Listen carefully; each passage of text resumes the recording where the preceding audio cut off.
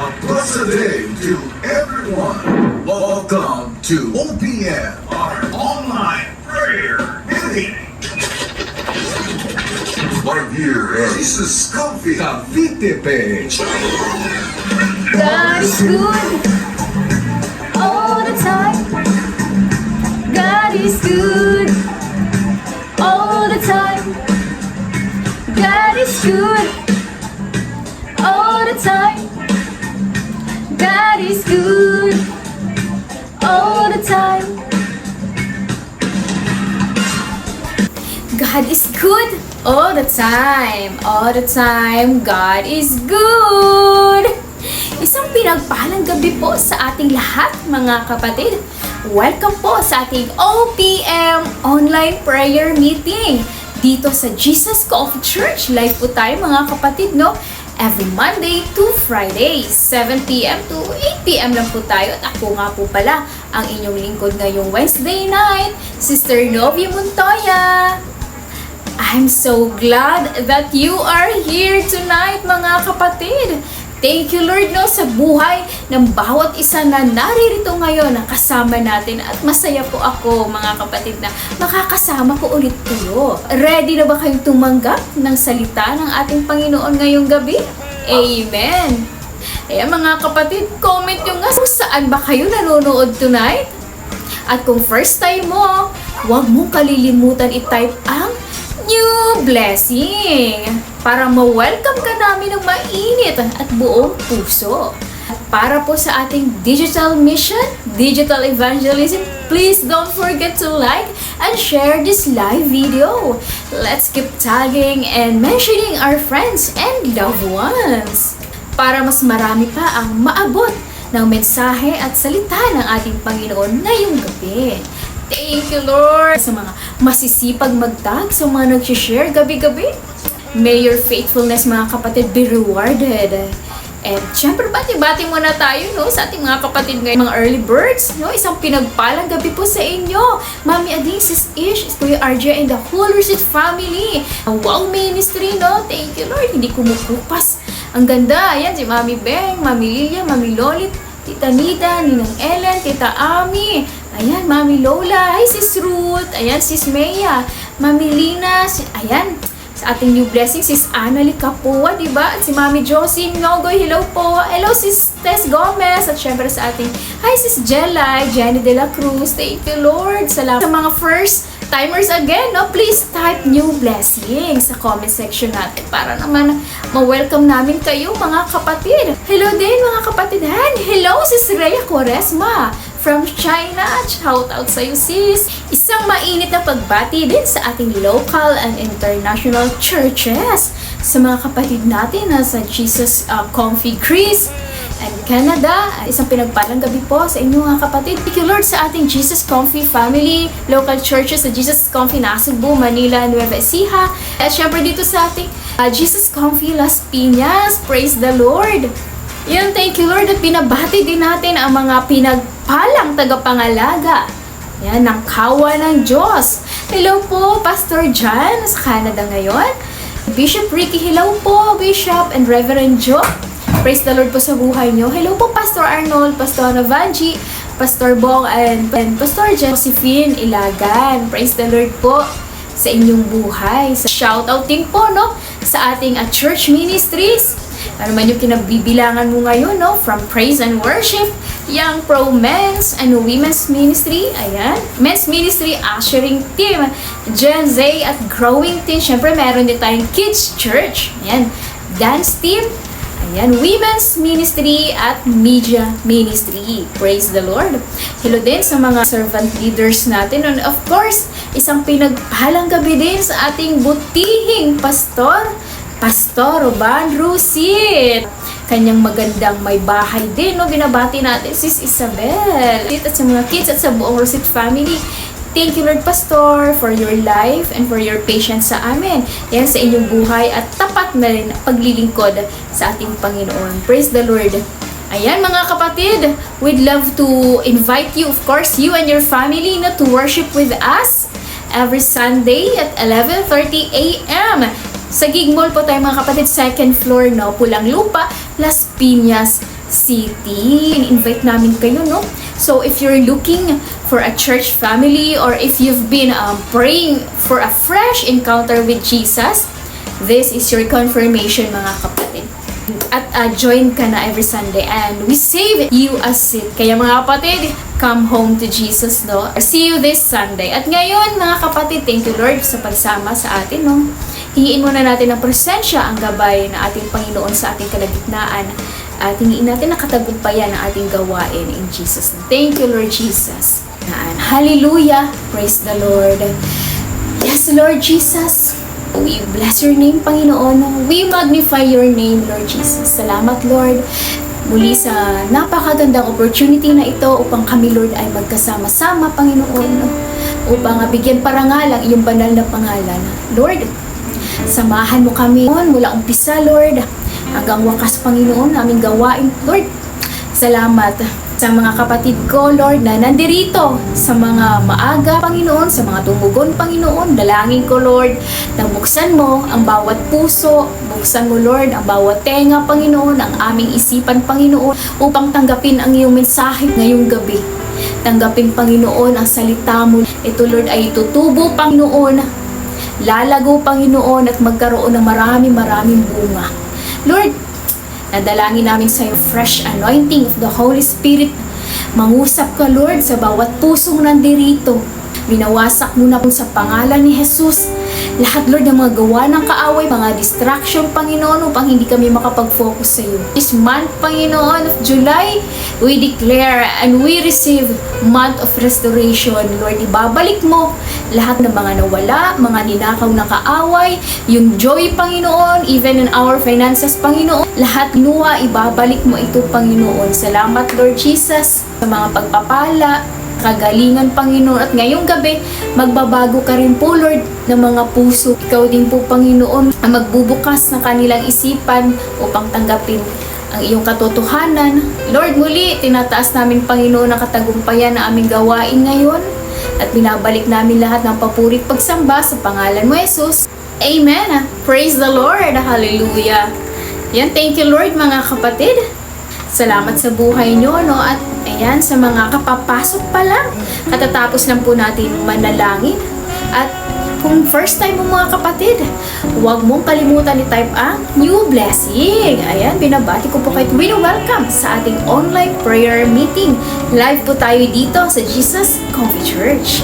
Praise the Lord. At eto, tuloy-tuloy po tayo from Monday to Friday, 7 to 8 p.m. lang po tayo. Ang Monday naman po natin ay meron tayong Sunday service replay, praise and worship. At Tuesday naman, mga kapatid, ang ating word kasama ang ating pastor na magbabahagi ng salita ng ating Panginoon. Praise the Lord. Kaya lagi po kayong invited, mga kapatid, no, sa ating mga gawain para lalo tayong lumago. Amen. Ngayon naman po, it's time to worship the Lord. Sabayan niyo ako, mga kapatid, awitin natin isa sa original compositions ng ating simbahan. Ang title nito, Nananabik. Thank you, Lord, sa buhay din ng ating media team na ilalagay ang lyrics ng ating kanta upang lahat tayo ay makasabay sa awitin. Kaya sama-sama tayo, mga kapatid, na magpuri, pumalakpak sa ating Panginoon. Praise the Lord. Let's give our best praise to Jesus. Hallelujah. Praise the Lord.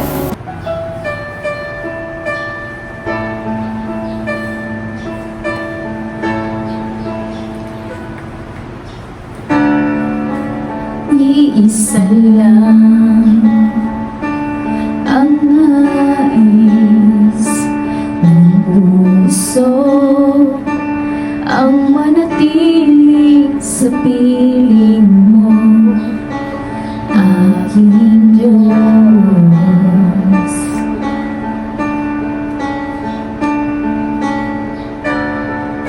Ang tanging mithi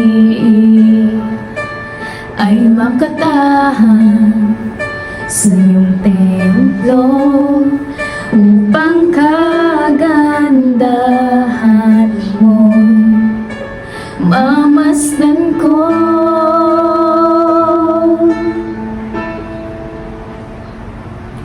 Itakwil ang sarili, pasanin ang krus, susunod sa iyo, Panginoong Jesus.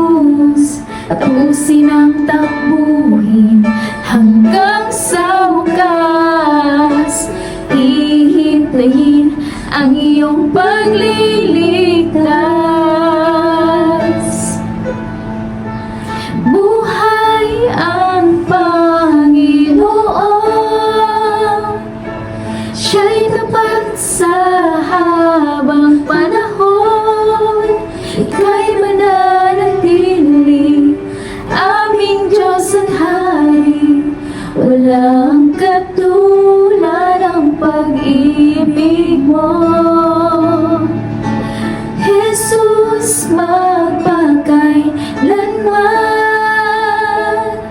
Ikaw ang Diyos na walang hanggan. Sa iyo ang kaligtasan, lahat ng karangalan, lahat ng papuri sa pangalan mo.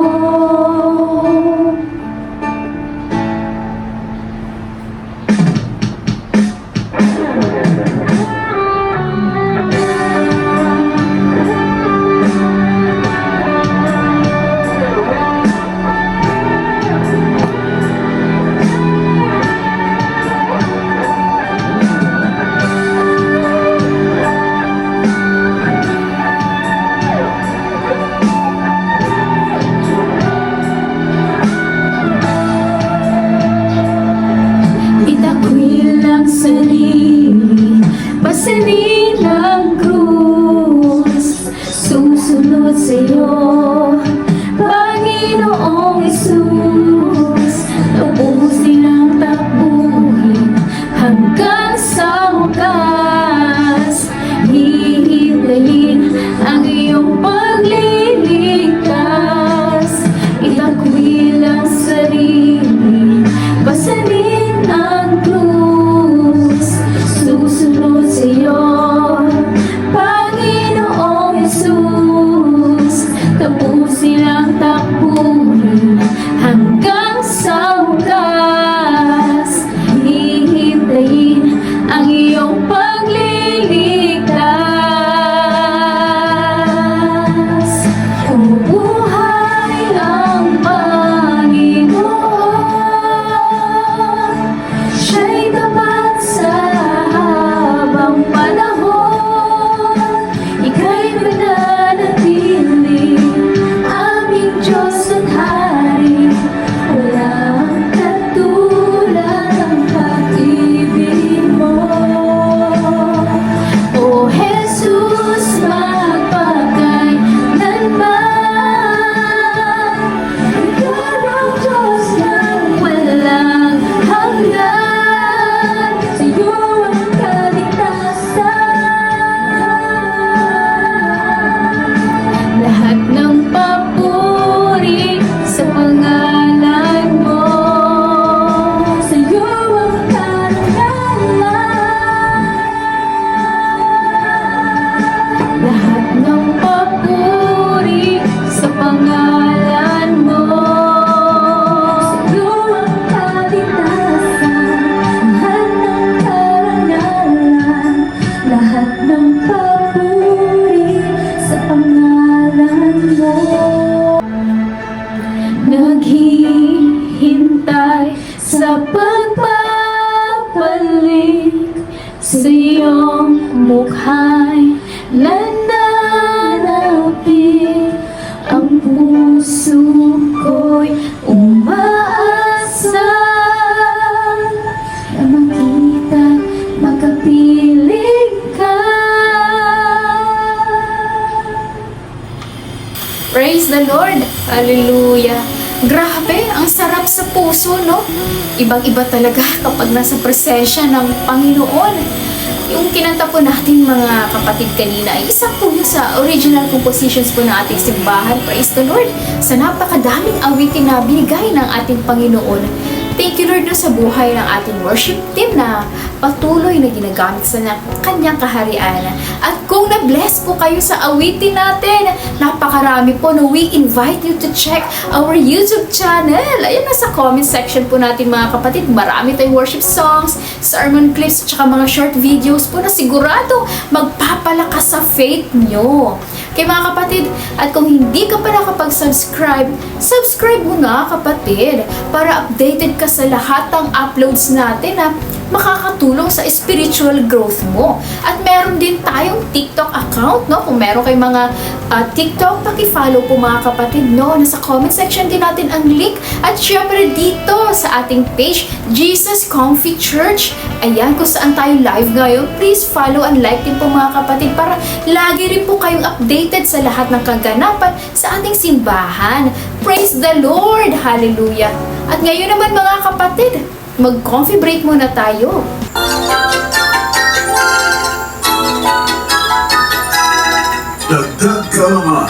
Ito Plaza, dito sa Coffee Break. That's a good idea! Presented by OPM Online Prayer Meeting.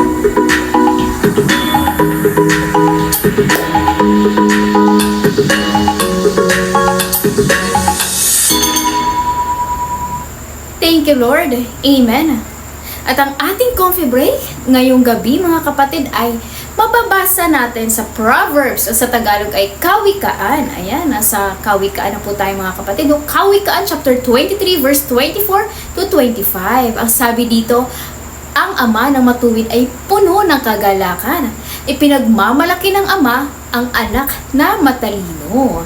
Sikapin mong ikaw ay maging karapat-dapat ipagmalaki ng iyong mga magulang. Madudulutan mo ng kaligayahan ang iyong ina. Amen. Thank you, Lord.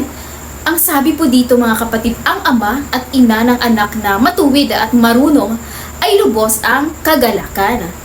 Totoo naman po, no, na napakasarap at fulfilling naman talaga makita ang ating mga anak na nakakatanggap ng mga awards, ayan, medals o achievements sa school. Patunay ito ng pabor at kabutihan ng Diyos sa kanilang buhay. Pero alam niyo po ba, mga kapatid, na higit pa roon ang nais ng ating Panginoon. Mas higit ng saya ng isang magulang makita ang kanilang anak ay namumuhay sa katwiran at gumagawa ng tama. Iniiwasan ng masama, may takot sa Diyos at sumusunod sa kalooban ng Panginoon. Ito po ay bunga ng tamang pagtuturo, pananalangin at pagpapasakop sa salita ng Diyos. Praise the Lord. Kaya para sa mga kids natin dyan, ito ay paalala sa inyo, no, na kung gusto ninyong mapasaya ang inyong mga mami, ang inyong mga daddy, ayan, maging mabuting anak sa mata ng Diyos. Huwag kayong maging pasaway, irespeto, at igalang ninyo ang inyong mga magulang. Mag-aral lang mabuti at higit sa lahat, sumunod kay Jesus. Dahil ang pagsunod sa Diyos ay hindi lang pagpapala sa sarili, no, kundi talaga namang kagalakan ang dulot nito sa puso ng inyong mga magulang. At para naman syempre sa mga magulang, no, natin, no, praise the Lord, sa buhay po ninyo, no, mami at daddy na patuloy na nagtuturo ng tama sa mata ng Diyos sa ating mga anak at nagtatanim ng salita ng Diyos at patuloy na nagpapakumbaba, nagpapasensya, ayan, at nagiging tapat sa paglilingkod sa kanilang pamilya at sa Panginoon. Kaya naman, no, thank you, Lord, sa buhay niyo, no, patuloy lang po tayo sa paghubog, sa pagtuturo ng katwiran, sa pagpipray sa mga anak natin, at syempre, sa pagiging mabuting halimbawa at ehemplo ng pagsunod kay Kristo. Kaya reminder, kids, ha, obey your parents in the Lord, for this is right. For obeying them is obeying Jesus. At yan po ang ating coffee break. That's a good idea! Presented by OPM Online Prayer Meeting.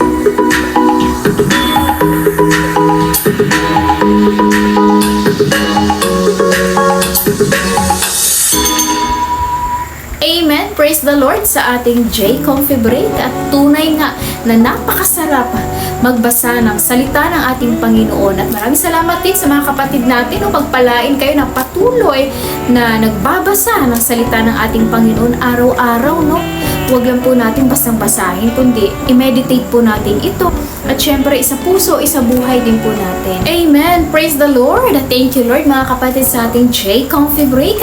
Tuloy lang po tayo, no, sa ating gawain dito sa ating OPM Online Prayer Meeting. Maya-maya po ay papunta na tayo sa Word of God. Pero bago yan, ihanda muna natin ang ating OPM notebook, ang ating mga ballpen at ating mga puso sa pagtanggap at sa pagbabasa ng salita ng ating Panginoon. Kuha na po tayo, mga kapatid, ng ating mga Bible at sabay-sabay nating buksan at basahin sa 1 Samuel chapter 1 verse 11. 1 Samuel chapter 1 verse 11. Ay, sa Old Testament po natin ito matatagpuan, mga kapatid. I-invite din pala namin kayo sa ating Bible study every Wednesday, no? Mamaya, mga kapatid, after po nating OPM 8:30, headed by our very own Pastor Roban Rosit.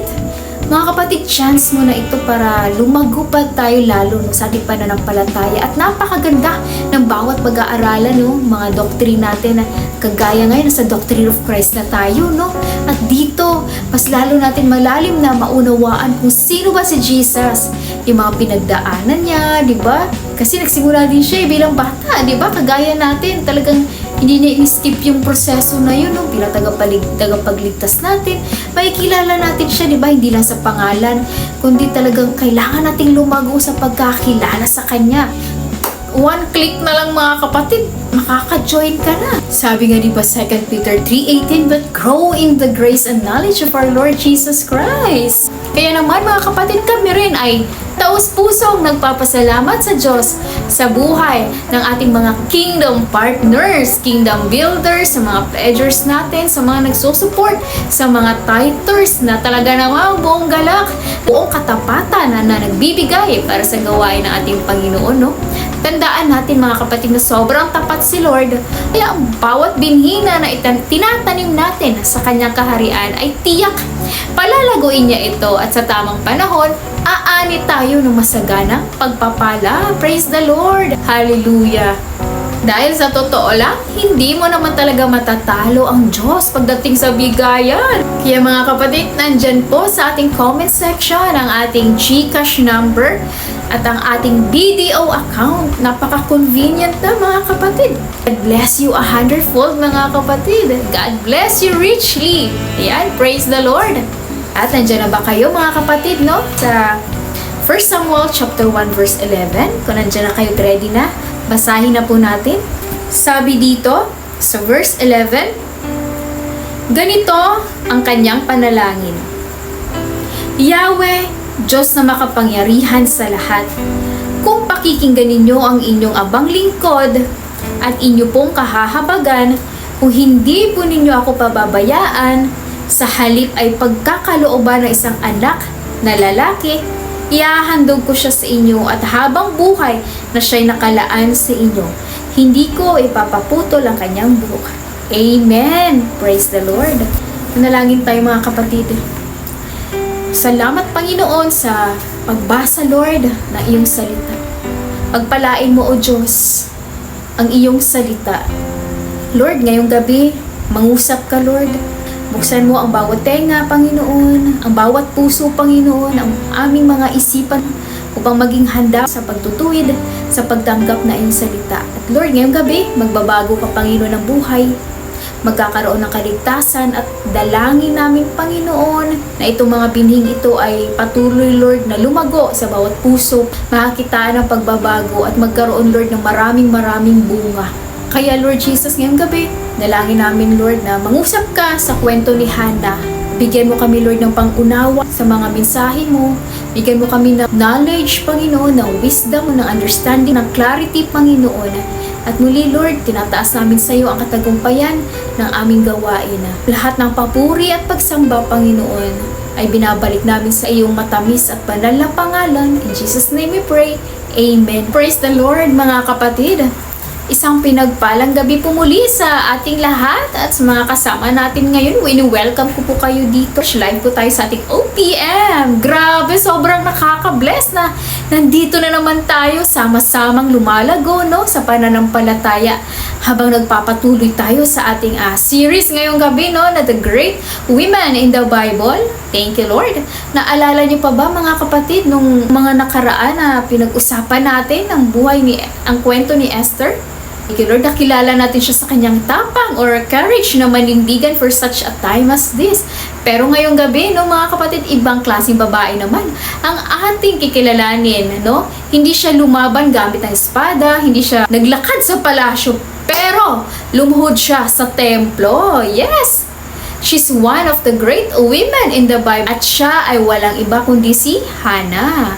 Pero bago tayo magpatuloy mga kapatid, no, meron muna akong tanong dito sa inyo. Itong tanong ko, sino ba dito naranasan ng mabuli or inaway? O baka naman ikaw ang nambuli ha? Oy, aminin! Ayan mga kapatid, i-comment nyo nga yung mga experience nyo. Kung ikaw man to, no, na nabuli o inaway. At i-comment mo nga kapatid kung paano mo ba Paano nyo ba na-handle yun? Ayan, thank you Lord. Sa totoo lang, no?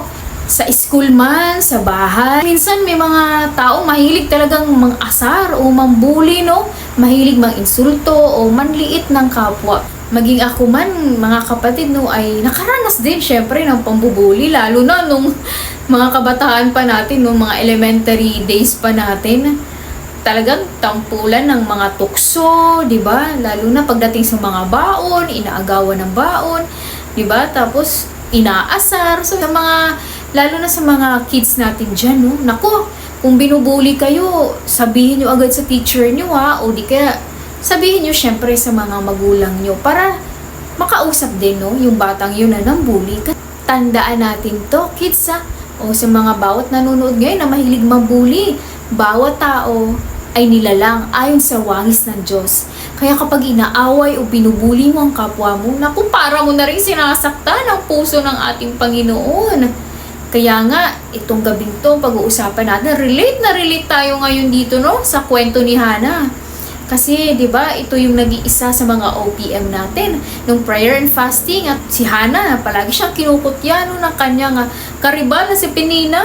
Di ba? Dahil barren nga itong si Hannah, wala siyang anak. So, tinitiis ni Hannah yung lungkot taon-taon. Tapos, di ba, may kasama pa siya. Ang hobby naman ay insultuhin siya, inisin siya, kinukutya siya. Grabe talaga itong pambubuli ni Penina kay Hannah. Sabi nga, di ba, sa Proverbs 12:18, reckless words pierce like sword. Talaga naman, totoong nakakasugat ng puso ang lumalabas sa bibig ni Penina. Pero tayong mga anak ng ating Panginoon, syempre pipiliin natin yung mga sasabihin natin. Sabi sa Ephesians 4:29, let everything you say be good and helpful, so that your words will be encouragement. Diba? Will be an encouragement. Mga kapatid, tandaan natin, tayong mga magkakapatid sa pananampalataya, no? Lalo na sa mga kababaihan, na dapat magmahalan, magkaunawaan tayo. Naku, babae sa babae, hindi ka magiging strong woman sa panlalait ng iba. Because godly woman don't compete. They complete. They build, not break. They bless, not bash. Amen? Kaya napakahalaga na bawat sasabihin natin lumalabas sa bibig natin ay nakakapagbigay buhay. Hindi nakakapanghina, di ba? Amen? Mga kapatid. Kaya ngayong gabi, let's learn from Hannah. A woman who did not fight her battles in the flesh, but fought them on her knees. Because when women pray, heaven moves. Amen. Because when women support each other in prayer, in praise and promise, God shows up. Kapag ang mga kababaihan ay may pagkakaisa, hindi para magkumpara, hindi para hilahin ang isa't isa, kundi para manalangin, di ba? Sama-sama na magpuri, sama-sama na magpalakasan, di ba? Doon natin makikita at mararanasan ang presensya at pagkilos ng ating Panginoon sa ating buhay. Because we are stronger when we edify and not envy. We rise higher when we pray for each other, not pull each other down. Amen? Kaya alam niyo mga kapatid, minsan sa mundo natin ngayon, na mas uso pa yata yung pataasan ng kilay kapag nagkamali ka eh. Sabi nga nila, di ba? Sa 10 na nagawa mo, di ba? O 9 na nagawa mong tama, mas tinitingnan pa rin nila ang isa mong nagawang mali. Pero, praise the Lord, kasi ang Panginoon natin, simula nung pinatawad na tayo, nakipag-isa tayo sa Kanya, hindi na niya inaalala pa yung mga kasalanan natin, di ba? Tinapon niya na yun sa kailaliman ng dagat. Pero ngayong gabi, may mensahe ang ating Panginoon na dapat natin matutuhan sa kwento ni Hannah, na kapag ang babae ay lumuluhod sa panalangin, heaven leans in. Kapag ang puso ay puno ng pananampalataya, kahit puno ng luha, miracles begin to grow. Kaya ang tanong sa atin mga kapatid, alin ka kaya sa 2 babaeng nabanggit kanina? Yung kagaya ba ni Penina na walang ibang ginawa kundi mang-asar, mambuli, di ba? Wala nang nakitang kabutihan sa kapwa niya babae. O yung tulad ni Hannah na hindi lumaban kahit binubuli na. Manatili pa rin siya, di ba? Nanatili siyang tapat kahit nasasaktan. Kaya ngayong gabi, let's find out as we look deeper into her story. Alam niyo mga kapatid, bago natin pag-usapan si Hannah, kailangan muna natin maunawaan kung bakit nga ba mahalaga ang kanyang istorya. Dahil si Hannah po ay siya po ang magiging ina, no, ng propeta na walang iba kundi si Samuel. Pero higit pa roon ang mahalaga, 'di ba, sa kwento niya dahil siya ang ginamit ng Diyos sa turning point ng buong bansa. 'Di ba? Panahon ng mga hukom ito, no, or judges. Isang madilim at magulong panahon na halos 300 years din ang kasaysayan ng Israel, no, na pagkatapos sa matay ni Joshua at bago pa maitatag ang monarkiya, bago pa ang mga hari, no, na tulad nila Samuel at David. Sabi nga is sa Judges 21 verse 25, in those days Israel had no king, everyone did was right in his own eyes. Grabe, in other words mga kapatid, mga panahon na yun, walang centralized leadership, walang moral compass, walang spiritual direction, walang tunay na takot sa Diyos ang mga tao sa panahon na yan. Walang namamagitan, di ba? Nagkanya-kanya na sila sa mga pananampalataya, walang propeta. Talamak ang kasalanan, idolatry, immorality, at injustice. Kahit ang mga pare na dapat ay nangunguna sa kabanalan ay corrupted na rin. Diba? Nasa Shiloh ang tabernakulo ng Diyos kung saan naroroon ang Ark of the Covenant at pinamumunuan ni Eli, diba? Yung high priest. Kaya sa panahon nito, spiritually dry ang Israel. Pero kahit sa gitna ng kawalan ng liwanag, kumilos ang Diyos sa buhay ng isang ordinaryong babae. At dito papasok ang kwento ni Hannah. Yun nga kanina sa nabanggit natin, no, si Hannah ay isa sa dalawang asawa ni Elkanah, isang Levite, no, mula sa Ramathaim, Zophim, sa hill country ng Ephraim. Pero hindi siya nag-iisa sa puso ni Elkanah, si Elkanah, di ba? Dahil meron din siyang Penina, yung nabanggit natin kanina, no, na karibal niya. At itong si Penina na ito ay may mga anak, kaya malakas ang loob niya talagang mang-asar kay Hannah. Pero si Hannah nga, di ba, ay baog. So, hindi siya magkaanak. Kultura po mga kapatid ng Hebreo, ang pagkakaroon ng anak ay tinuturing na tanda ng pagpapala o pabor. Samantalang ang pagiging baog ay tinuturing na kahihiyan at tila ba parusa or curse yun. Kaya araw-araw na lang, no, iniinda ni Hannah ang bigat ng paningin ng lipunan sa kanya. At ang pangungutya naman ng karibal niyang si Penina ay talagang pinaparamdam na tila ba parang wala siyang halaga. Diba? Sabi nga sa 1 Samuel chapter 1 verse 6 to 7, her rival kept provoking her in order to irritate her. So, this went on year after year. So taon-taon habang sila'y sumasamba sa, diba, tabernakulo, may baon si Penina na pang-aasar. Ito ay araw-araw talaga na trauma para kay Hannah at araw-araw nadala-dala talaga sa puso ni Hannah yung sakit. Lord, ngayong gabi, meron akong ibabahagi sa inyo mga kapatid na 3 points natin na matututuhan sa istorya ni Hannah. At paano ba tayo tumugon sa Diyos sa gitna ng kahihiyan, sa gitna ng sakit, at sa gitna ng paghihintay? Siyempre, ang ating first point, i-type mo nga dyan, surrendered heart. Surrendered heart. Amen? Ang himala ay nagsisimula kapag ang puso ay sumusuko. Pero ano nga ba ang ibig sabihin ng surrender? Ayan.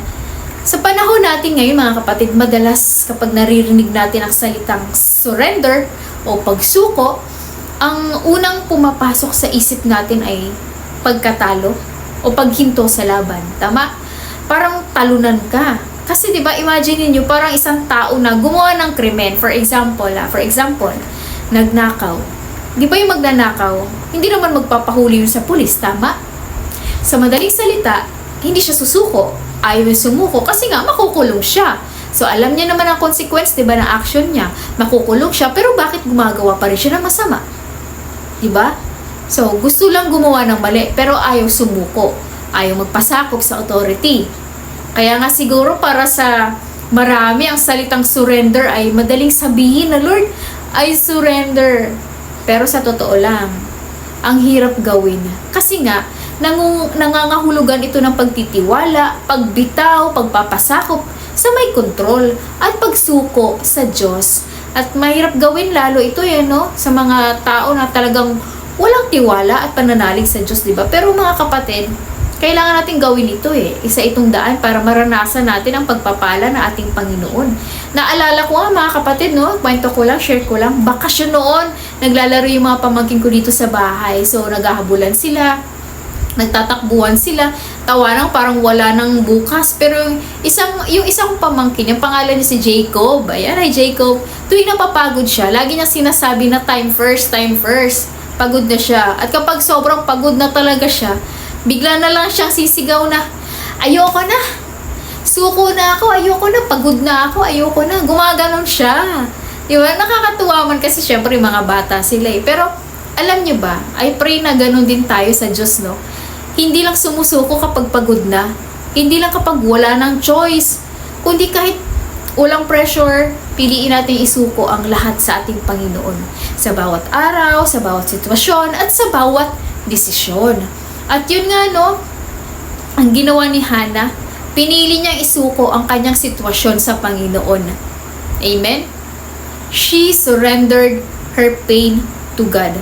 Sabi sa 1 Samuel chapter 1 verse 10, in bitterness of soul, Hannah wept much and prayed to the Lord. Buong pait na lumuluha si Hannah at taimtim na nananalangin kay Yahweh. Mga kapatid, pansinin niyo to. Hindi lang siya umiiyak, kundi umiiyak habang nananalangin. Iba yung iyak na nadadala lang ng emosyon. Pero si Hannah, umiyak siya dahil may sugat yung kanyang puso. Sa Hebrew, ang bitterness of soul ay marat nefesh. Isang malalim na hinagpis mula sa kaluluwa. Hindi lang ito bastang pag-iyak, panagoy ito na isang pusong talagang sobrang nasaktan, sugatan. At naranasan niyo ba yun minsan mga kapatid, no? Umiyak kagaya ni Hannah. Maybe at some point in our lives, when we find ourselves crying like Hannah, di ba? So, sa gitna ng patong-patong na sakit, no? At pang-aasar ng kanyang karibal, hindi siya gumante. Hindi siya nakipagsabayan. Sa halip, sinuko ni Hannah sa Diyos ang kanyang sakit, ang bigat ng kanyang nararamdaman, ang pangungutya, ang pagka-inferior niya bilang baog. Alam niyo, ito yung kagandahan kay Hannah, no? She did not pretend to be okay kay Lord. Si Hannah, she was honest with her feelings. She was honest with her brokenness. Hindi siya nagkunwari kay Lord na, okay lang ako, Lord, hindi kita kailangan.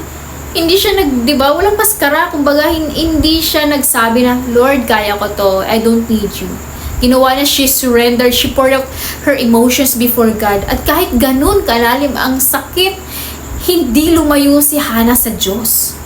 Mas lalo pa siyang lumapit at kumapit sa Panginoon. Ikaw kapatid, kapag umaharap ka sa mga pagsubok sa buhay, o kapag ikaw ay nasasaktan na, kanino ka ba nagsasabi? Sa mga group chat para maglabas ng sama ng loob? Sa mga rant post sa FB na akala mo magpapagaan ang pakiramdam mo? Or sa silent treatment or sa presensya ng Diyos? Sabi sa Psalm 62 verse 8, pour out your hearts to Him, for God is our refuge. Sabi ni Lord, pour out your hearts to Him. Nais ng ating Panginoon mga kapatid na pagkatiwalaan din natin siya, na siya ang maghihilom ng sugat sa puso natin, na pwede natin siya malapitan sa lahat ng oras, diba? Dahil sabi sa Psalms 34:18, the Lord is close to the broken-hearted and saves those who are crushed in spirit. Kapag ikaw ay sugatan kapatid, napapagod, nabuburnout, tandaan mo, malapit ang Diyos sa iyo. Malapit siya sa pusong sugatan at nasasaktan. At hindi lang siya basta malapit, nagliligtas siya mga kapatid. Kung pakiramdam mo parang durog na durog ka sa mga oras na to, tandaan mo kapatid, hindi malayo ang Diyos. Yan ang mga pusong inililigtas ng Panginoon. Kaya type mo nga dyan mga kapatid, mahal ako ng Diyos. Malapit siya sa akin. Nakikita ng Lord lahat, pati luha natin. Hindi nasasayang yan mga kapatid. Wala tayong may tatago sa Diyos. Yan ang gusto nating Panginoon. Ang ilapit natin sa Kanya ang lahat. Si nasaktan, mas unang nilapitan niya ang Diyos. At sinabi niya, Lord, ito po ang puso ko. Hindi ko na kaya. Isinusuko ko na lahat sa iyo. Isa pa nung ilang taon siyang inaasar at kinukutya ni Penina, di ba? Hindi niya sinumbong si Penina sa iba or siniraan, tama? Kumbaga, sa mga kagaya, di ba tayo, mga mananampalataya nating Panginoong Jesucristo, kapag kinukutya ba tayo, o inaasar, sino ba yung una mong tinatakbuhan? O saan ka ba naglalabas ng hinaing mo? Sa social media ba? Si Hannah, she went straight to God. Makikita natin ang bunga ng banal na espiritu sa buhay ni Hannah, no self-control na hindi talaga siya patola. May mga sitwasyon naman na kailangan natin magsalita at may mga sitwasyon din naman na kailangan natin manahimik. Dahil di ba sabi sa Romans chapter 12 verse 19, akin ang paghihiganti, ako ang gaganti, sabi ng Panginoon. Hindi natin kailangan ipaglaban ang sarili natin mga kapatid, lalo na sa mga taong sarado ang isip at hindi nakakaunawa ng walk natin kay Jesus. Lalo na kapag kinu-question din ang ating pananampalataya, no? Na pinipersecute tayo, di ba? Dahil sa faith natin kay Lord. So, ano ba yung magiging response mo dito? Oh, pa-church-church ka pa, wala ka naman mapapala dyan eh. Di ba? Oh, pa-pray-pray ka pa, ganyan pa rin naman ang buhay mo. You have a choice, kapatid. Will you react in pride or respond in prayer?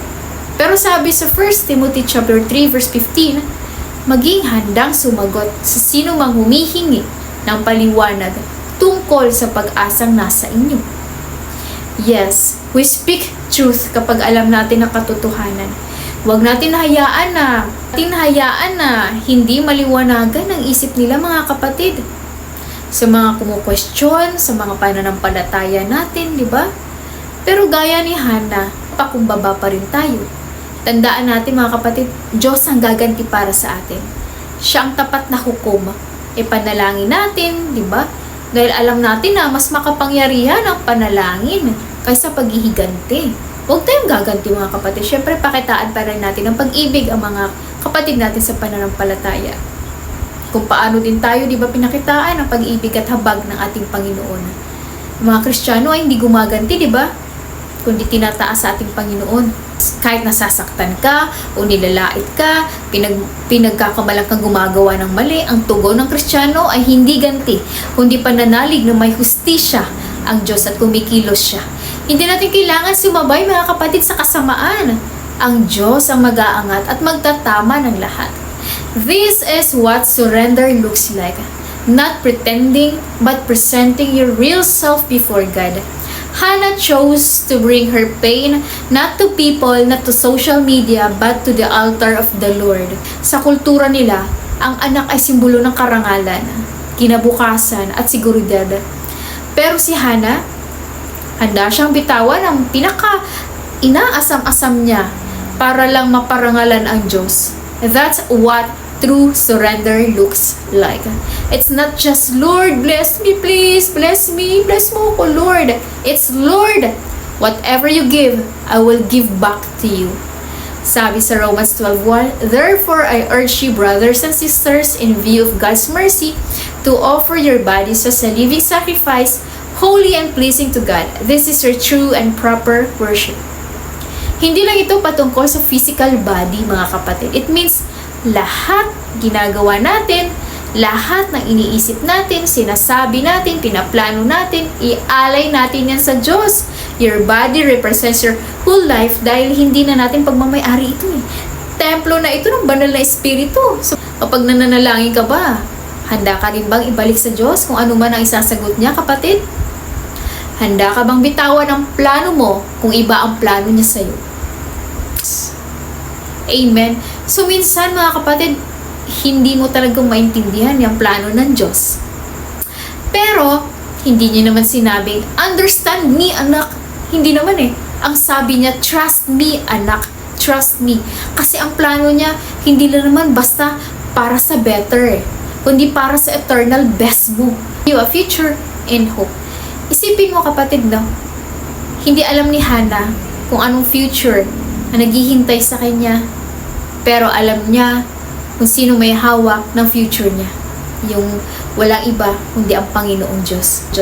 Don't just surrender what hurts. Surrender even your dreams, because when you surrender your dreams to God, He gives them back, resurrected, redeemed, and realigned with His will. And surrendering is what real worship means. Surrender to God. Surrendered heart ang simula ng himala. Ang matibay naman ang pananampalataya, ang siyang daan patungo sa katuparan nito. And for our second point, mga kapatid, pangalawang S natin to, steadfast faith. Type mo nga dyan, kapatid. Lord, build in me a steadfast faith. Steadfast faith. Faith is not just what you feel on Sundays. It's what you stand on every single day. Hannah kept showing up in worship. In 1 Samuel chapter 1 verse 7, sabi dito, year after year, she went up to the house of the Lord. Ilang taon kaya siya umaakyat, no? Ilang panalangin na tila walang sagot. Pero si Hannah, hindi siya bumitaw. Hindi siya nagsabing, wala namang nangyayari, Lord, sa prayer ko, Lord, eh. Diba? Itigil ko na kaya ito, Lord. Or minsan ganun din tayo, diba, na wala naman nakaka-appreciate, Lord, eh, sa ginagawa ko. Wala naman nangyayari, Lord, sa paglilingkod ko sa'yo, diba? Pero bakit ganun, diba? Nagsiserve naman ako, pero bakit puro pangungutya ang natatanggap ko? Puro persecution. Hinihintay akong magkamali, diba? So, tandaan mo, kapatid, si Jesus nga na sobrang perfect na nga eh. Pinipersecute pa, diba? So, tayo pa kaya? Sabi sa 1 Peter chapter 3 verse 17 says, for it is better to suffer for doing good, if that should be God's will, than for doing evil. Mas mabuti pa, kapatid, na mag-suffer nga tayo, pero dahil sa paggawa at pagsunod sa kalooban ng Diyos, kaysa naman sa nagdusa tayo, di ba? Dahil sa paggawa ng masama at hindi pagsunod, pag-disobey sa kanyang kalooban. Sometimes, doing good doesn't feel rewarding right away.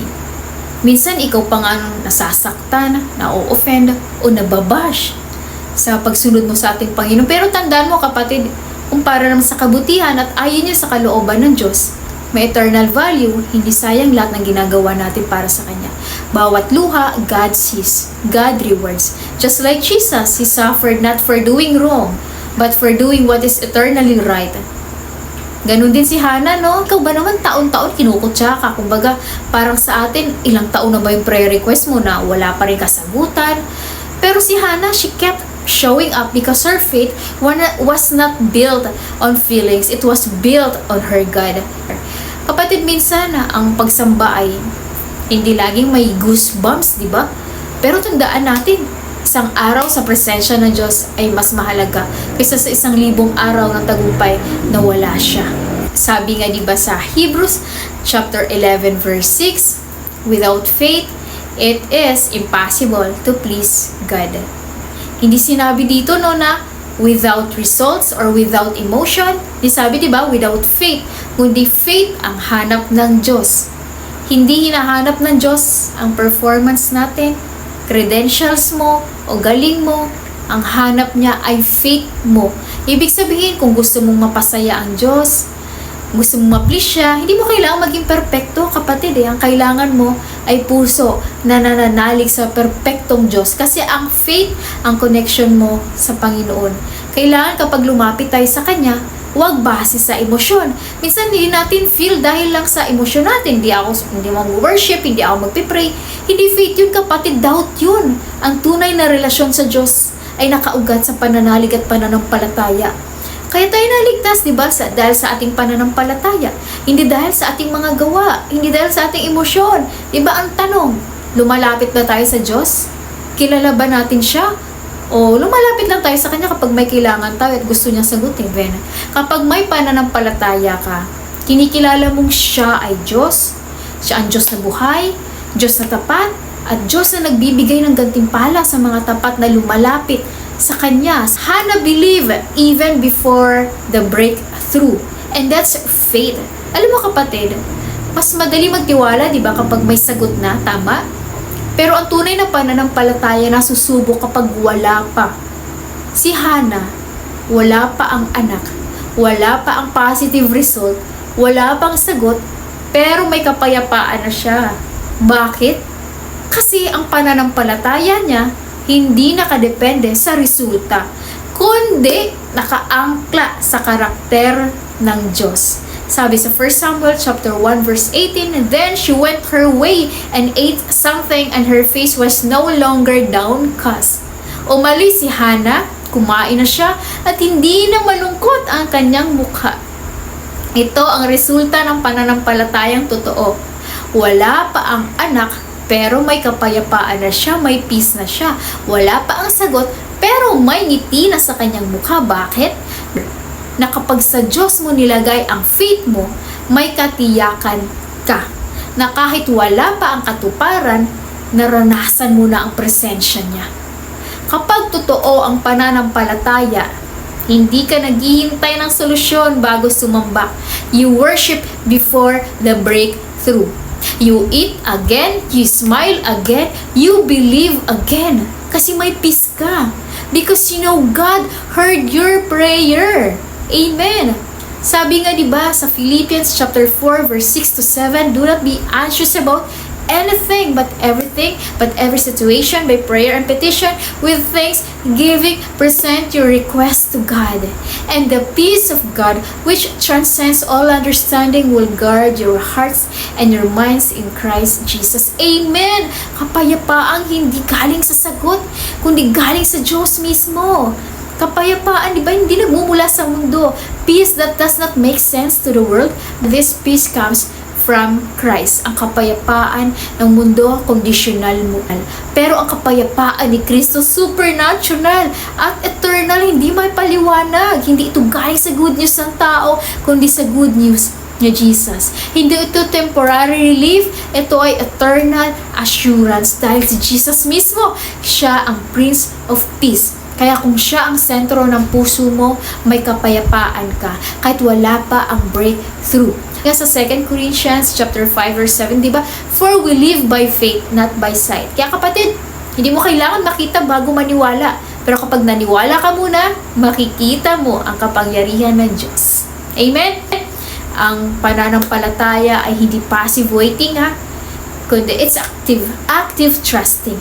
Dahil sa pananampalataya, di ba? Sabi nga sa Mark chapter 5 verse 34, yung babaeng dinudugo sa loob ng 12 years, sabi ni Jesus, your faith has healed you. Go in peace and be freed from your suffering. Di ba? Isang haplos lang ng pananampalataya sa laylayan, gumaling siya. Faith touched Jesus and healing touched her. Ang common denominator dito, mga kapatid, pananampalataya. Yung ketonge, bumalik lang at nagpasalamat, gumaling. Yung bulag, sumagot lang ng yes Lord, pinagaling ng ating Panginoon. And every moment of faith, Jesus responded. Healing happened, lives were restored. So, mga kapatid, don't underestimate your faith. Kasi, ang pananampalataya mo, kahit kasing liit ng butil ng mustasa, kayang-kaya magpalipat ng bundok, kayang magpagaling ng mga karamdaman, kayang magbukas ng saradong pinto, at kayang gumawa ng himala sa pangalan ni Jesus. Ang Diyos ang tumutugon, pero pananampalataya ang susi. It is steadfast faith. Hindi ito tungkol sa laki ng iyong panalangin, kundi sa laki ng tiwala mo sa Diyos na pinapanalanginan mo. Amen? So mga kapatid, so keep believing, keep trusting God, keep holding on, not according to your background, not according to your feelings, not according to your achievements, not even according to your emotions, but according to your faith in Jesus. Amen! Praise the Lord! Makaraan ng takdang panahon, nagdalang tao si Hannah. Grabe! Not instantly, not according to her preferred schedule, but in the course of time. In the quiet unfolding of God's divine calendar. Ecclesiastes chapter 3 verse 11, He has made everything beautiful in His time. Because God is not pressured by time. He is the author of it. At kapag siya ang gumawa sa tamang panahon, ang bunga ay hindi lang maganda, kundi magpakailanman. Parang delayed, pero sa plano ng Diyos, never late yun, kapatid. Always perfect yun. Because in the course of time, the same God who closed Hannah's womb will be the same God who opened doors no one can shut. Hannah's answer was bigger than her ask. She gave birth not just to a child, but to a prophet. Not just to a boy, but to a nation changer. Not just to Samuel, but to a new season in Israel's spiritual history. At kaya nga diba, si Hannah, She worshiped after the breakthrough. Kaya for our last point na letter S, Song of Praise. Pakiulit nga kapatid, type mo Song of Praise. Sabi sa 1 Samuel chapter 2 verse 1, Then Hannah prayed and said, My heart rejoices in the Lord. In the Lord, my horn is lifted high. Matapos ang mahabang taon ng pagluha ni Hannah, matapos ang paulit-ulit ng panalangin na tila ba walang kasagutan, heto na, dumating na ang sagot ng Diyos kay Hannah, di ba? Nagdalang tao siya. Alam niyo ba ang ginawa ni Hannah? Hindi lang niya tinanggap ang anak. Binalik niya ang papuri. Hindi lang siya nagpasalamat, nagpuri siya ng buong puso. Her praise was rooted in God, not just in the gift. Sabi sa 1 Samuel chapter 2 verse 1, My heart rejoices in the Lord. Nagpuri si Hannah sa Panginoon. Masaya ako kasi may baby na ako. Oo, blessing talaga ang magkaroon ng anak. Pero mas nag-rejoice ang puso ni Hannah sa nagkaloob ng baby sa kanya. At sinabi niyang masaya ako sa Panginoon. Yung joy niya hindi nakaangkla sa blessing, but in the blesser. Hindi nakafocus ang mata niya kay Samuel. It was fixed on Jesus, on Yahweh, the God of Israel. Real worship does not celebrate just the blessing. It celebrates the character of the one who gave it. And that's Jesus, the giver. Hannah's praise teaches us this. Kahit wala pang sagot, don't let your worship fade. Keep your heart rejoicing in God. Not just in what He gives, but in who He is. Karapat dapat lamang mga kapatid na purihin ang Diyos. Hindi lang dahil sa kanyang mga gawa, no? Sa mga himala, kundi dahil Diyos siya. Hindi siya nagbabago. Sa kwento ni Hannah, makikita natin mga kapatid ng isang babaeng hindi lang nanalangin na may luha, kundi nagpuri rin siya ng may pananampalataya sa ating Panginoon. In 1 Samuel chapter 2 verse 1 to 2, nagagalak ang puso ko kay Yahweh. Paulit-ulit niya sinasabi, ang lakas ko'y pinatibay ng Panginoon. So walang ibang banal na tulad ni Yahweh. Walang ibang Diyos kundi ikaw. Grabe yung galak ng puso ni Hannah dito, no? Yung worship niya. Pansin-pansin, di ba? Bago pa man dumating ang sagot, nakapagpuri na si Hannah sa ating Panginoon. Nagpupuri na ang puso niya. Bago pa man nakita ni Hannah, di ba? Bago pa nakita ang anak niya, si Samuel, nagdesisyon na siyang magtiwala, manalangin at magpuri sa ating Panginoon. Ibuka mo ang bibig mo mga kapatid, magpuri ka sa Panginoon. Lumuhod ka, umiyak ka, isigaw mo sa gitna ng sakit, sa gitna ng paghihintay, sa gitna ng kawalan. Naririnig natin, di ba? Naririnig ng Diyos ang iyak natin. Umiyak ka. Hindi dahil mahina ka, kundi, di ba? Lumuluha tayo sa harap ng Diyos. Ito ay pagpapakumbaba. Hindi ito kahinaan. Ito ay pananampalataya. Ito ay pagsuko. Ito ay faith. Lumuhod ka, hindi dahil sa pagyuko, natuto tayong sumuko, di ba? At dahil sa pagsuko, doon nagsisimula ang pagdaloy ng biyaya. Magpuri ka, kapatid. Kahit may hinanakit ka, kahit may tanong ka, kahit may delay, masarap pa rin magpuri sa Panginoon, mga kapatid. And that's being humble, di ba? Because real worship is not based on feelings. It's based on faith. Song of praise. Hindi natin pinupuri ang Diyos dahil ang sinagot niya ang panalangin natin. Pinupuri natin siya dahil siya ay Diyos. Siya ay tapat. Siya ay makapangyarihan. Diba? At kahit hindi mo pa hawak ang sagot, hawak ka pa rin niya. Hawak ka pa rin ng Diyos. Who He is. Worship God. Give thanks in all circumstances. Pasalamatan mo siya, purihin mo siya sa lahat ng oras, sa lahat ng pagkakataon. Hindi dahil deserve natin, kundi deserve ng ating Panginoon yan. Because He is good all the time. Because of that, her praise became testimony for generations. Her praise did not end in private. It became public. It became a testimony. Your praise today, mga kapatid, could become someone's hope tomorrow.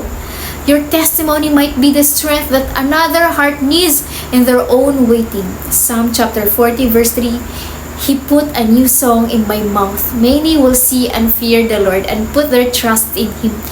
Amen! Kaya mga kapatid, huwag mong itago ang kwento mo. Huwag mo itago ang pagpupuri mo sa Panginoon. Don't silence your thanksgiving and praise. Don't keep your worship to yourself. Dahil may kalakasan ang pagpupuri mo para sa iba. Amen! Dami-dami ng niluha ni Hannah. Isang awit ang iniluwal. And sometimes, it's the breaking that true praise is born. Kung ikaw kapatid ngayon na nasa season ng paghihintay o bagong dumaan sa answered prayer, ito ang paalala sa atin. Don't stop at the blessing. Go deeper into worship. Don't just hold the answer. Raise your hands in praise. Tulad ni Hannah, maraming beses parang wala tayong boses. Para bang ay nahadlangan, walang pumapansin sa mga panalangin natin. Pero ang Diyos na tumugon kay Hannah ay siya ring Diyos na hindi natutulog at hindi manhid sa luha mo, kapatid. Kahit sa gitna ng corrupted na lipunan, ungodly leadership at personal na kahirapan, God was working, God was listening, and God was planning a greater story. Those who sow in tears will reap with shouts of joy. Amen! Psalms 126 verse 5. Kapatid, God at all times, mga kapatid, not just in the valley, not just on the mountain. Worship God, worship Him in the breakthrough because He is worthy from beginning to end. Kaya tanong sa atin mga kapatid, handa ka bang sumuko sa kalooban ng Diyos gaya ni Hannah na nagpakita ng pusong surrendered sa kanyang panalangin, pananampalatayang matatag kahit walang kasagutan, at nagpuri pagkatapos matanggap ang blessing. Papuring umaapaw nang dumating, di ba, si Samuel, ang biyaya. Hindi siya naghintay ng provision para magpasalamat. Nagtiwala siya bago pa man makita ang anak. At nang dumating ang sagot, ibinalik pa niya ito sa Diyos bilang handog. Dahil para kay Hannah, ang Diyos ang tunay na reward, hindi lang ang sagot. At dalangin ko mga kapatid, ganun din tayo sa puso ni Hannah. May we also learn to surrender, fully believe deeply, and praise faithfully not just for the gift, but for the giver Himself. Ang Diyos na tumugon sa panalangin ni Hannah ay siya ring Diyos natin ngayon. Iisang Diyos pa rin ang sasagot sa panalangin mo, kapatid. At gusto ko sabihin sa iyo to, you are not forgotten. God remembers you too. Ang buong kwento ni Hannah at ni Samuel ay hindi lang kwento ng answered prayer. Ito ay foreshadowing ng mas dakilang plano ng Diyos sa hinaharap sa sangkatauhan. Ang pangalang Samuel ay nangangahulugang heard by God o God has heard. Dahil dininig ang panalangin ni Hannah. Ngunit si Jesus means the Lord saves o Yahweh is salvation. Ipinanganak siya hindi lang bilang sagot sa panalangin, kundi bilang katuparan ng matagal ng propesiya at bilang tagapagligtas ng buong mundo, hindi lang ng Israel, kundi maging tayo. Samuel was a gift, but Jesus is the ultimate gift. Samuel was born through prayer, but Jesus was born through prophecy. Samuel was dedicated to the temple, but Jesus is the living temple. Samuel served as prophet, priest, and judge, but Jesus is the greater prophet who reveals the heart of the Father, the perfect high priest who offered himself as the ultimate sacrifice, and the righteousness and the righteous judge who will come again in power and glory. At kung si Hannah ay nagpuri sa Diyos dahil sa anak na pinagkaloob sa kanya, mas lalo tayong may dahilan upang magpuri dahil ang Diyos Ama ay nagbigay ng kanyang bugtong na anak para sa atin upang tayo ay magkaroon ng buhay na walang hanggan sa langit. Kasama siya. Kung ikaw to kapatid na nakikinig at nanonood ngayon, pero alam mo hindi pa buo ang pagsuko mo sa Diyos, kaalinlangan ka, nagdududa ka, at hirap na hirap kang ibuka ang bibig mo sa panalangin at pagpupuri, pero alam mo kapatid, ang good news, hindi pa huli ang lahat. Hindi aksidente na nandito ka ngayon, nanonood, nakikinig, tinatawag ka ng Diyos, hindi para husgahan, kundi para yakapin at baguhin ka. At ngayong gabi mga kapatid, ito ang paanyaya ng ating Panginoon. Anak, isuko mo na lahat sa akin. Sabayan niyo mga kapatid, sa ating panalangin, ibuka natin ang ating mga bibig, ipikit ang ating mga mata at iko ang ulo. Panginoong Jesus, kailangan kita sa buhay ko. Isa po akong makasalanan.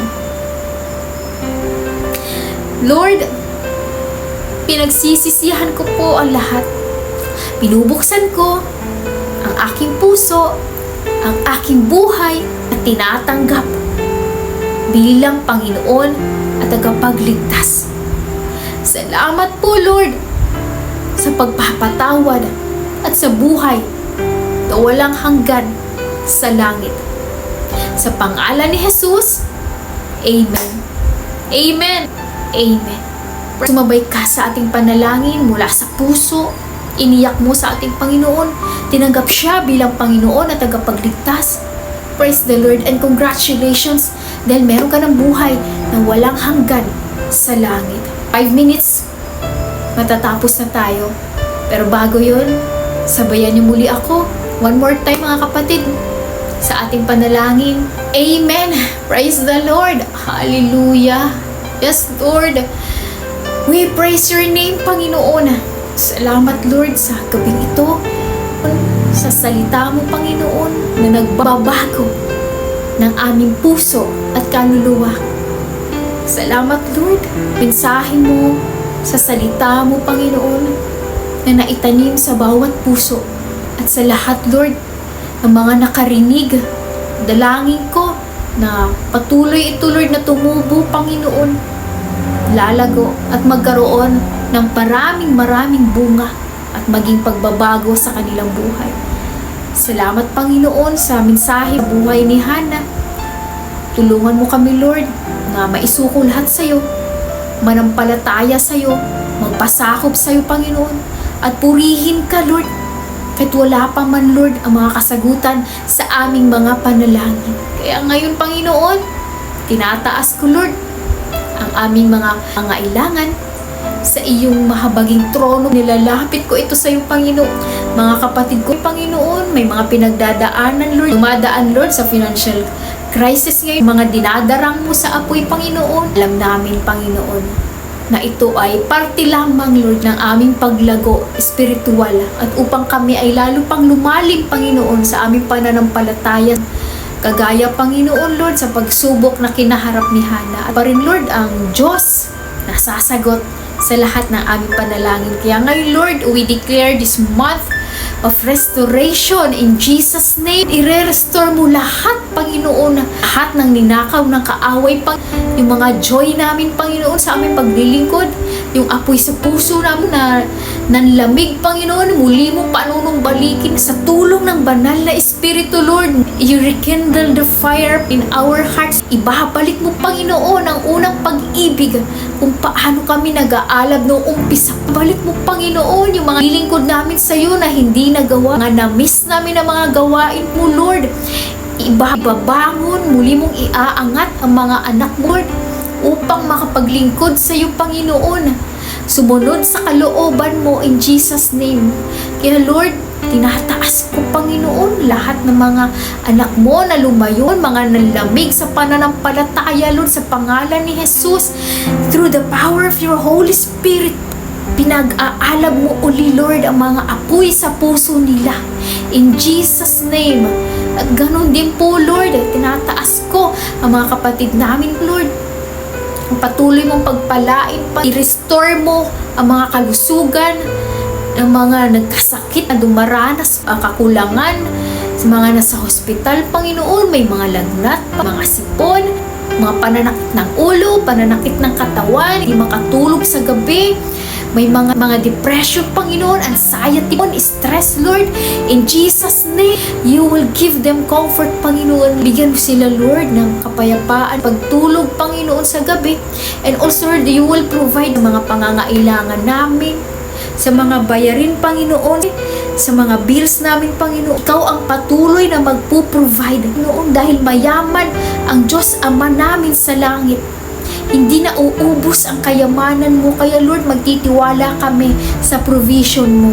Po, Lord, tinataas ko ang mga kapatid namin na patuloy, Lord, na makapagtanim sa iyong kaharian through giving sa mga tithes, Panginoon, na ibigay nila ito, Panginoon, hindi na nakawin ng kaaway, kundi, Lord, alam namin na meron kaming maibibigay sa iyo, Panginoon, kaya hindi mo nire-required ang wala kami. Itingnan mo ang puso namin, Panginoon, ang willingness namin na magpasakop, na mag-obey, Panginoon, sa pagtatites namin, sa pagbibigay, Panginoon, sacrificial giving.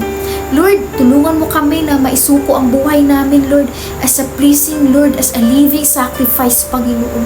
Lord, linisin mo ang aming mga isipan, ang aming puso, Panginoon, na araw-araw narurumihan. In Jesus' name, Lord, palitan mo ito, linisin mo ito sa pamamagitan ng iyong salita, pamamagitan, Panginoon, ng tubig, ang banal na Espiritu, Panginoon. At Lord, salamat sapagkat alam namin, nakikita mo ang bawat iyak namin, mga pagod sa puso namin, Panginoon, na hindi namin masabi sa aming mga kapatid. Ikaw, Panginoon, ang magpapawi lahat.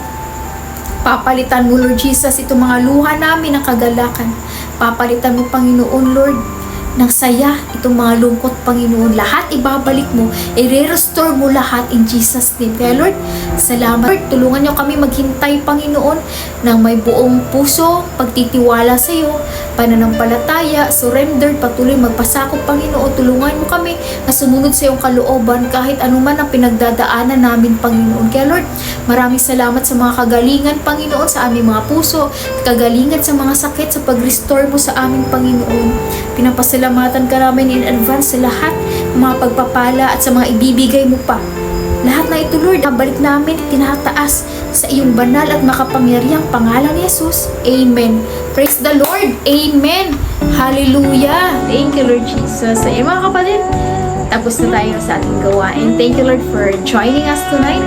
Kung sumabay kayo kanina ng mula sa puso, tinanggap ang ating Panginoon, praise the Lord, dahil meron ka ng buhay na walang hanggan at hindi lang dito, no, na humihinto ang ating paglago. Dalangin ko na patuloy pang lumago ang ating pananampalataya, no, through watching our OPM, no. Pati ini-invite ko rin kayo na dumalo sa ating gawain, sa ating Sunday service, 11:30 AM po, no, sa Gig Mall po tayo, 2nd floor, Las Piñas City. Lord, mga kapatid, for joining us tonight. Kung sumabay ka sa ating panalangin, no, tinanggap ang ating Panginoong Jesucristo, congratulations, dahil meron ka ng buhay na walang hanggan. At ngayon, mga kapatid, let's declare, sabay-sabay tayo.